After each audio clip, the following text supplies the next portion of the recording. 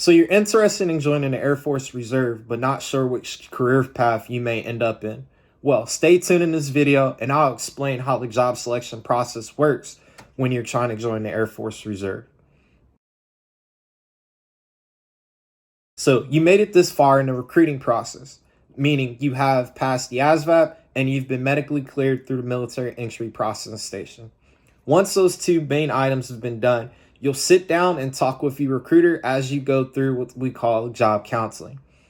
What your recruiter is going to do during this period is set up a criteria that has been set forward to him by the reg and kind of put together a list of jobs that you qualify for.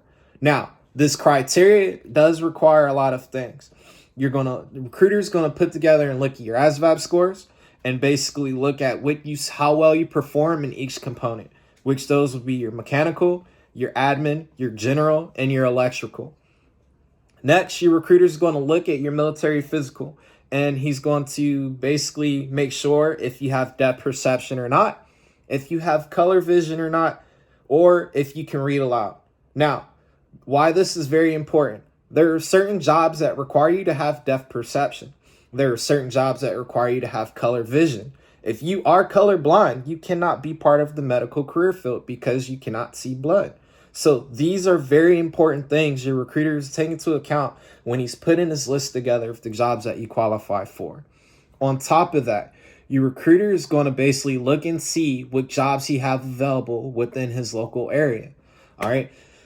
Rule of thumb, recruiters can probably put you at a base about 4 to 5 hours outside of where you lived at.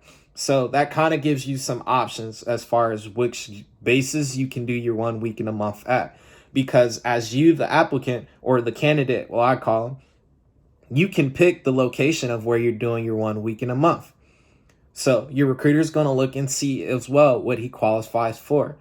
And then the last thing they're going to do is look at what they call as your pulleys, which is basically a little grade they give you at MEPS that lets you know with your eyes, your hearing, your lower body, your upper body, your physical, that type of stuff. Now, if your hearing is not on a good side, but good enough to join the Air Force, you may not be able to join any of the aviation career fields or the jobs that require you to be on the flight line.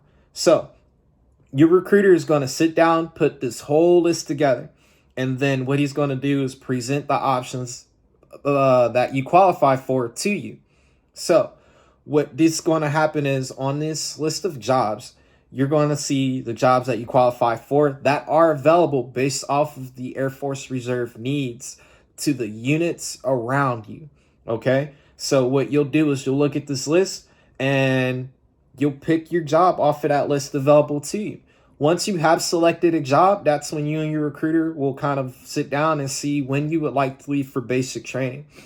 A lot of recruiters normally go 90 days out from the day you've been medically cleared, but you have up to a year to leave for basic training. So you have plenty of time to finish up a semester in college. If you're planning on a family trip on a cruise or something like that, you have plenty of time to still do that. So that's kind of how the job selection process works in the Air Force Reserve. Now, active duty is going to be a little bit more different. You may want to get with your active duty recruiter to kind of figure out how their job selection process works. But for the reserve, fairly simple.